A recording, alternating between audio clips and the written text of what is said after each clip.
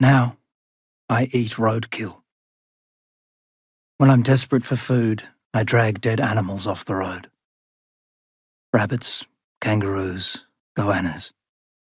As long as the carcass hasn't stiffened, if it still flexes, then it's edible. After gutting them, I check for parasites. I roast bits of meat on the end of my knife or on green sapling sticks. Ravens cook well on embers. When I'm forced to walk into towns to get supplies, I see people. I see people shopping or running errands, eating in cafes or waiting in lines. They study their phones or stand around and talk or drive cars around the streets. I see other people jogging. Some walk their dogs or ride bikes. When I stand outside schools, I watch parents pick up their children and help them with their bags. They hug them and talk to them about their day or ruffle their hair. Sometimes I see them laughing. These images scare me more than anything. I see them gliding along in a rowboat, laughing and waving, not knowing they are floating towards a deadly waterfall. But I don't stay in towns for long. They make me jumpy.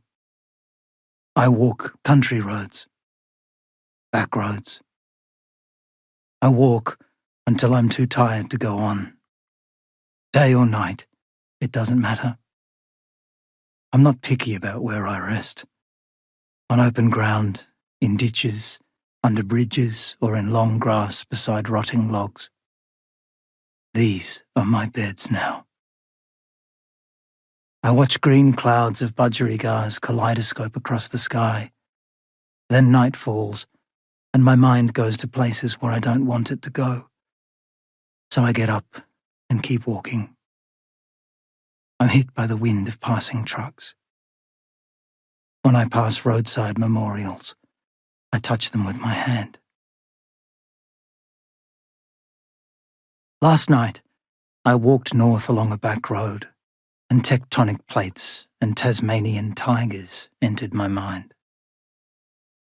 The moon cast a bright glow. The air was cool, and I must have covered 30 kilometers before dawn. I can walk for hours without thinking of much. Some days are completely blank. But last night, I thought about how I was walking north over a land that was itself moving north. When Gondwana broke up, the Australian continental plate drifted north at a rate of around 6 centimetres a year for 50 million years. After covering roughly 3,000 kilometres, it finally collided with the Pacific Ocean plate and forced it into the hot mantle of the Earth. Rocks were folded and melted, the Earth buckled, and mountains were formed. This collision shaped the high mountain ranges of Papua New Guinea, as well as the waters of the Torres Strait that now separate it from Australia.